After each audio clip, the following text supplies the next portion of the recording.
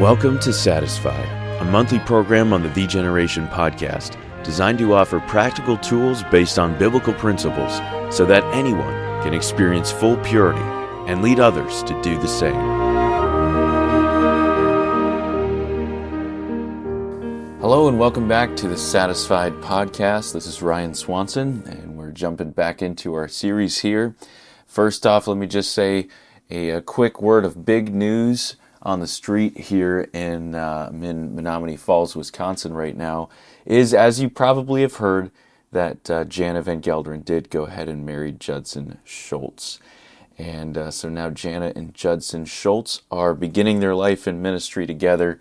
And from Satisfied Ministries to Faith Talks, we just want to wish them a congratulations. I'm curious on how long it's going to be before Judson makes it on the Faith Talks podcast. I have a feeling it won't be too long, but we will see.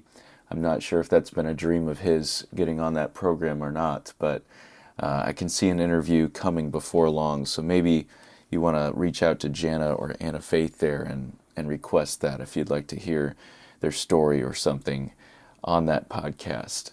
But anyways, we're jumping in back to our series, as I mentioned, and excited about this. We've been looking at the three things that are required before someone falls or has a relapse in lust. We've called the series the Prerequisites of Pornography.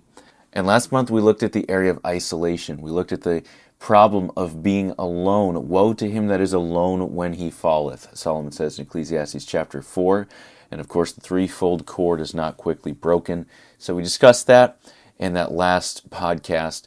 But now we're looking at availability. Today, discussion of availability will be in Proverbs chapter 5. Proverbs chapter 5, a chapter that, as you know, Solomon spends warning his sons against what he calls the strange woman, and we could just say is referring to the lust of the flesh. In this case, for men or for women, the principles are the same here. And I'm going to read starting in verse number 7. He says, "Hear me now, therefore, O ye children, and depart not from the words of my mouth." He's saying, listen up. This is a big deal. In verse 8, "Remove thy way far from her, and come not nigh the door of her house." Of course, speaking of the strange woman, once again, he doesn't just say, don't go in her house. No, he doesn't even just say, don't knock on her door. He says, don't get anywhere near her door. And of course, at that point, Solomon's sons could have been saying, well, what's wrong with the door? I don't know that there's anything intrinsically wrong with the door. And that question that we ask ourselves so often when we hear preaching on a certain application of the principle in this passage, we'll say, well, what's really wrong with YouTube? Or what's really wrong with Facebook? And that principle should be so clearly seen here in this passage, that to realize that is the wrong question. But first off, can we just take a step back and kind of picture this as Solomon is giving this instruction to his sons? Can you picture what's going on here? He's saying that pornography is available, but you have to essentially cross town to get to it. And that's how it was in that day, evidently. If you wanted to view pornography, you had to go there. You had to cross town and knock on her door. It's a different day in which we live, isn't it? I think we've got to recognize that point from reading this passage. It's a different day in which we live. It's not that the battle of lust is a new battle. Again, the principles are the same, but it is a different battle than ever before.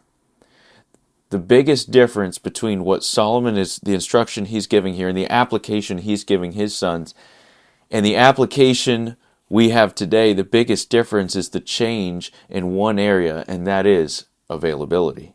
What used to be available for only those who would sneak out of the house, cross town, and get from the source, nowadays, this strange woman, as she's called, is literally in our pockets. She's on any computer we can access. She's literally floating around in the cell phone signals and Wi-Fi signals that are all around us. I mean, the availability is infinite.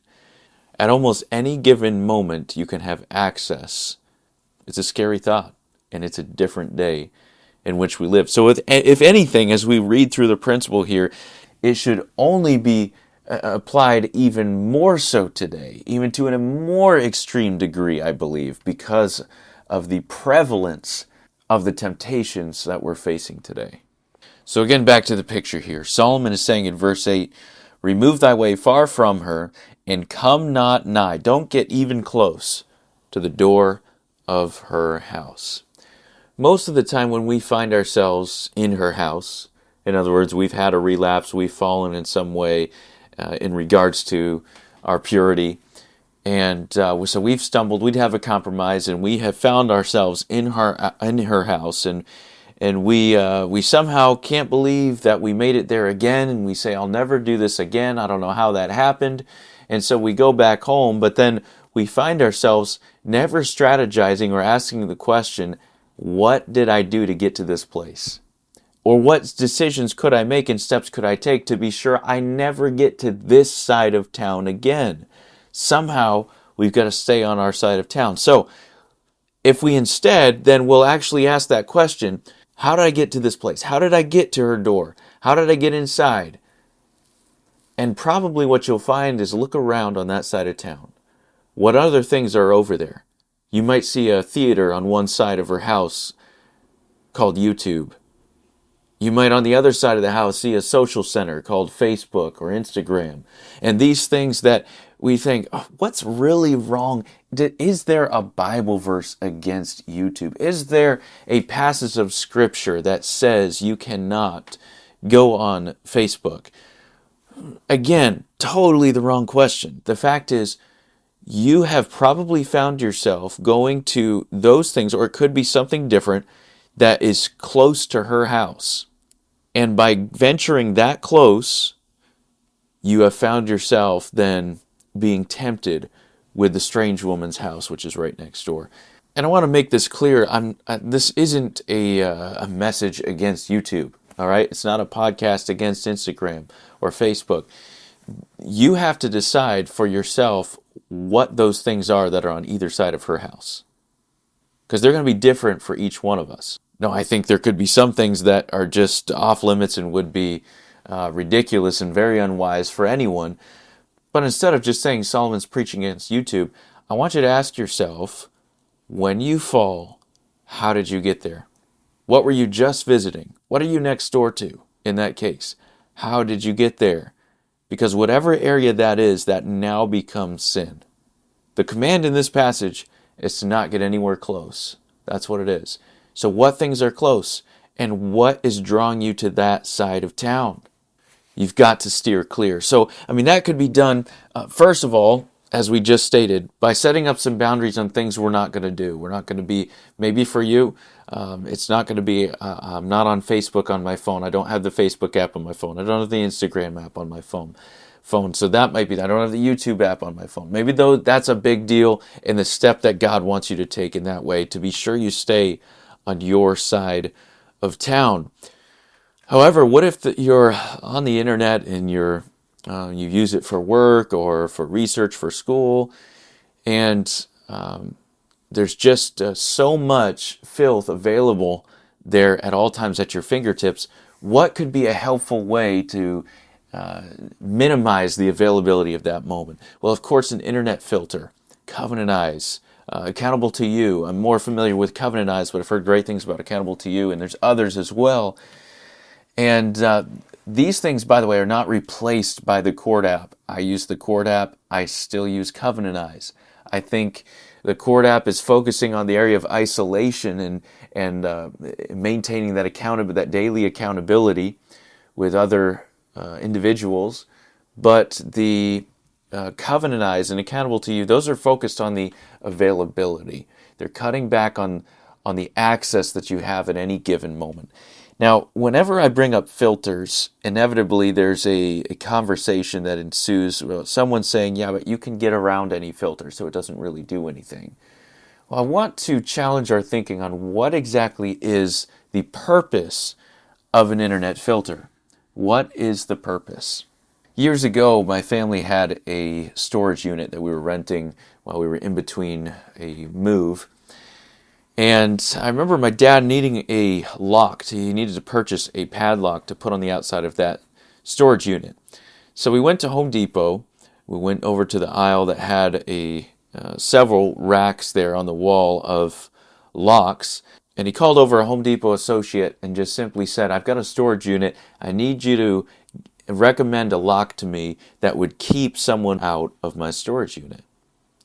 And the man immediately said, I'm sorry, sir, we don't sell something like that here. And my dad was surprised, and I was too, of course, because we're looking at a wall of these locks. Some of them look pretty beefy. But he said, we don't sell something like that here. My dad said, what do you mean? He said, sir, locks are to keep the innocent people out. Somebody that might have seen you unloading all of your earthly possessions into the storage unit and then walk away without putting a padlock on it.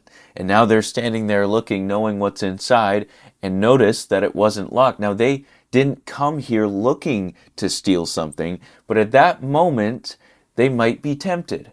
You see, locks are to keep the innocent people out. It's to keep that from being a temptation to somebody. But he said, look, if somebody wants to break in to your storage unit, they're going to come prepared. They're going to come with their bolt cutters or their angle grinder or their, jaws of life to cut this thing open, and they're going to get it open. It's just there's nothing at that point you can do to stop it with a lock. And I think that is an incredible picture of what we're talking about right here with filters. The purpose of an internet filter is not to make it impossible for you to access filth on the internet. In fact, it's a dangerous thing if that's your goal, because you're going to be just focused on your victory is contingent upon getting a filter that is so tight and so strong and just so impeccable that you can never find a way through it, and so then you'll have victory. And of course, that's just not going to happen. There's always going to be a way around it. It's not the purpose of the filter. The filter is to keep the innocent people out. There's two things I want to focus on for a purpose of a filter. But the first one we could say is to minimize temptation. It's to protect you in times where you're not searching for it, you're not going out of your way, but a filter's there to minimize things from popping up. I think a good principle to keep in mind is just don't let someone else decide what you look at. That's the dangerous thing about these reels and shorts and that kind of thing that has become so popular on YouTube and social media, is you're just flipping through over and over and allowing an algorithm to decide based on your demographic what you like to see. That is a very dangerous thing, especially if you're a young person, young men especially. They assume that you want to see immorality. And so although much of the algorithm is focused on things that you've seen in the past and showing you things that they think you'd be interested based on your search history, another part of the algorithm, as you undoubtedly know, is just things that they think will appeal to you as a young man or a young lady that could be sensual in that case. So relying on an algorithm, I'm telling you that my purity means too much to me to wage it on the algorithm that some secular company can come up with. In other words, sitting there flipping through reels or YouTube shorts is very, very unwise. You're allowing someone else to choose what goes before your eyes.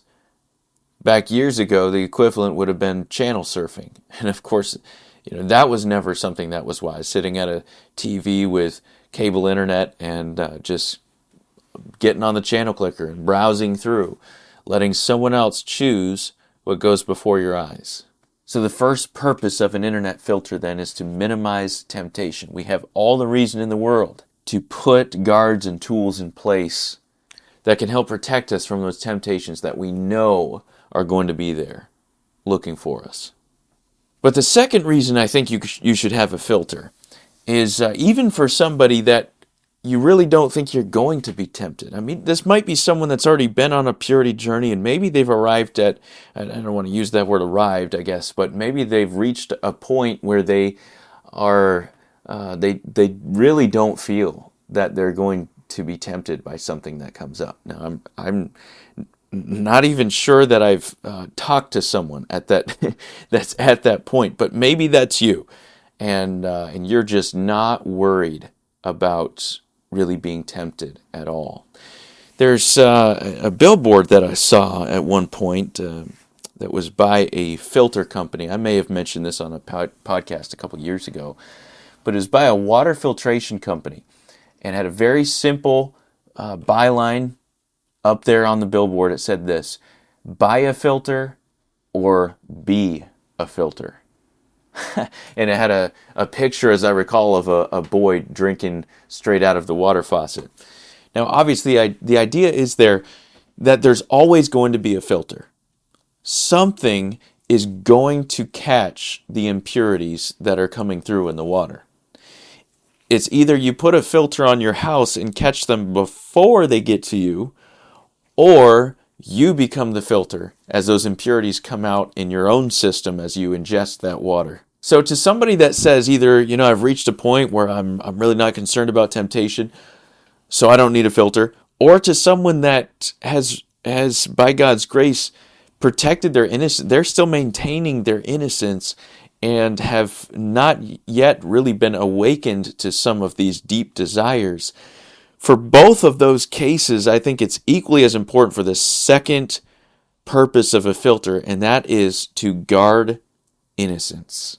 The first purpose was to minimize temptation, but if even for someone that's saying, I'm not really worried about being tempted in this way, I'm not sure that I really need to buy a filter to put on my devices, but I think that principle, man, you either buy a filter or you're going to become a filter, and your innocence is going to be lost quite quickly as the devil's going to start throwing stuff your way. Buy a filter to minimize temptation, and buy a filter to guard your innocence.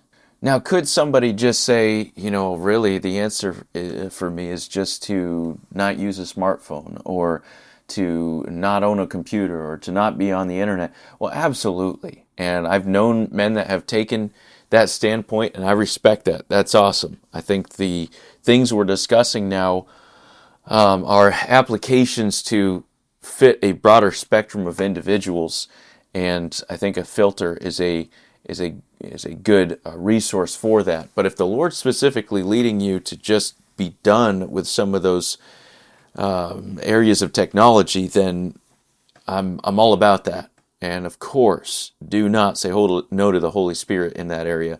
Maybe you're a teenager that has a smartphone that ever since you've got it, though there's been certain things that you've used it for that have been helpful, to have GPS, to have your email, and these different things, there's always another way to do that, of course. And as your parents would say, we did it for years without a smartphone. You can do it too, right? Heard that before?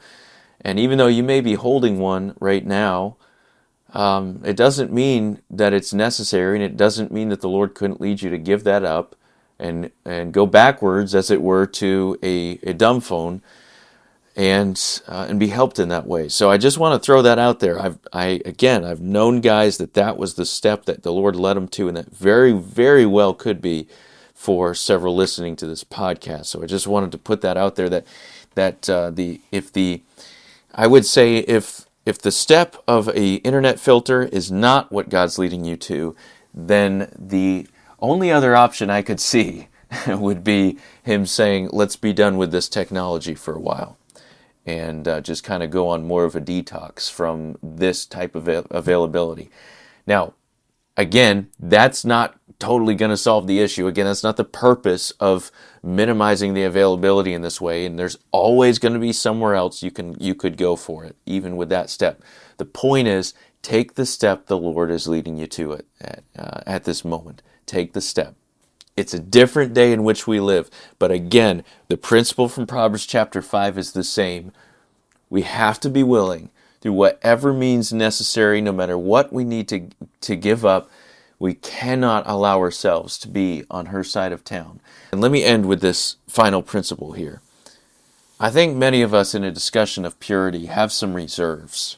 In other words, we understand that there could be a lot of application that comes from a discussion of purity, and it scares us a little bit. And in every time we discuss it with our parents or a pastor, we're worried about the application that's going to be prescribed. And so generally we come to the table in a discussion of purity with certain things that we are willing to give up and certain things that we are not. Certain things that we could see changing and we are willing to do, and other things that we're just not there. And the principle from this passage in Proverbs chapter 5 is no matter what it is on that side of town, it's not worth it. We've got to come to the table and say, Lord, whatever you put your finger on, essentially everything's on the table. My phone's on the table. My computer's on the table. My time is on the table. My social media, my YouTube time, all of these things are on the table.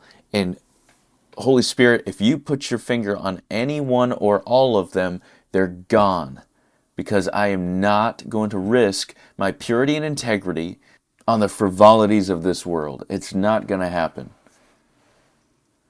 But I think if you are willing to give the Holy Spirit permission to any aspect of your life and to point things out that are leading you in that wrong direction, that are leading you to that side of town, you're going to be in a good place, and I can promise you he's going to start pointing his finger, and he's going to show you just what it is. And that's good news, not bad news.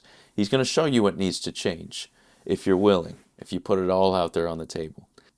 So in conclusion, as we look at this category of availability, there may be certain things that you just need to give up, and the Holy Spirit's going to show you what things are drawing you to that side of town.